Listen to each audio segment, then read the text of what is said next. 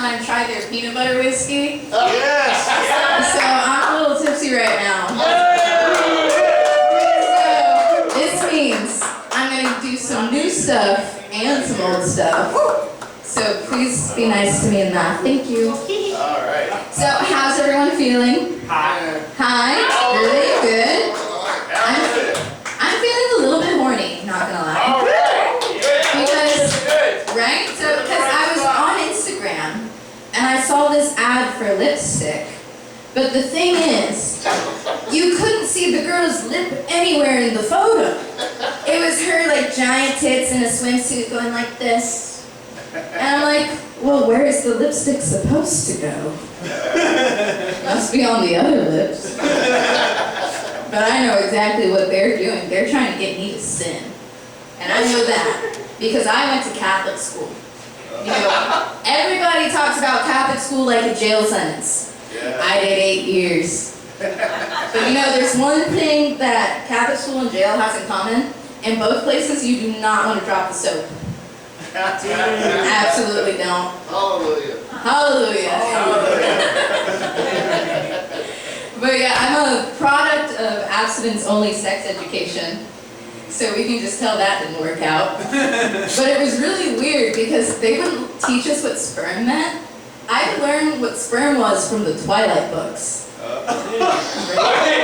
It's true because they talk about like using Edward's sperm to like fertilize the demon baby or whatever. But Twilight also taught me what masturbation is. And that was much better. Yay for masturbation. Masturbation! Woo! So anyways, well, I feel like my comedy is like targeting two very specific groups of people. Healthcare workers and whores. Or healthcare whores, otherwise known as pre-meds. Because I was a pre-med and you guys don't want to know the stuff I did for free. It wasn't great. But I work at this place that rhymes with University of Florida Bland's Hospital.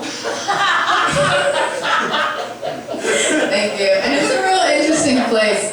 Like, I have seen more dicks there than I did during my phase in college.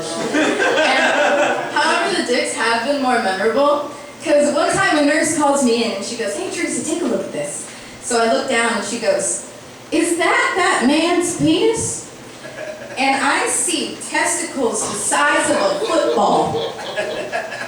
Like, I wonder if he used it as a little booster seat sometimes. Like, I don't know where he ended up. Maybe he got drafted. Because, honestly, I can see them doing lots of false starts, like, ready to and just getting everybody confused. Thank you. There was another patient who had lived there for over a year and a half. He was quadriplegic because he got in a bad car accident. And we became really, really good friends. One time he comes up to me and goes, "Man, if I met you on the streets, I would have gotten you high as shit." And I was like, "Damn, if I was your pharmacist, I would get you high as shit too, man." Thanks. But he's honestly the closest friend I've ever had. Because none of my sorority sisters would let me stick my finger up their buttholes. It's true. The thing is, like, according to my job description, I wasn't technically supposed to do that, but what are friends for, you know? Yeah. If not giving you a suppository. Nothing. So one day, they were getting ready for him to move to another facility, and it was a big deal. So everyone was giving their goodbyes, giving him hugs. It was a very tearful event.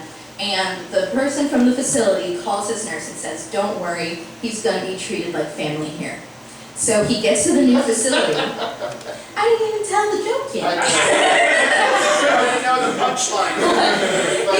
He gets to the facility, and all the workers there are blocking the doors with their body, with this paraplegic man on a stretcher. And I was like, holy shit. But then I realized that's how I treat my family around election season. That's right. So I was like, oh, I guess it's okay. But I know he's in a place in Jacksonville, he's doing fine, and I think about him every day. Thanks. And one more story. Do I have one more story? Yeah, I got one more story. So recently I got into medical school, which was really cool. I got into 3 medical schools. That means I got options. I'm picking out which way to torture myself. It's gonna be great. But it sucked because on the day I got into medical school, my cat ran away. And my cat has a really stupid name. So his name is Toast. And it's because, right? It's because he comes from a New Year's litter. So he's like alcohol toast, not bread toast. But that's okay, because alcohol and carbs are my 2 favorite things.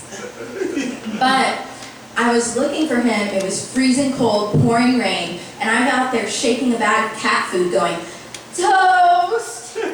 Toast! And I'm like, damn, paging Dr. Perry to the psych ward. Holy shit. But I finally found him. And it just proved my Uncle Chris, he always had this saying, and he goes, chasing pussy will ruin your happiness. And it was true. All right. I hope you guys are ready for some more funny people. Have a good night. Thank you. That made me so happy.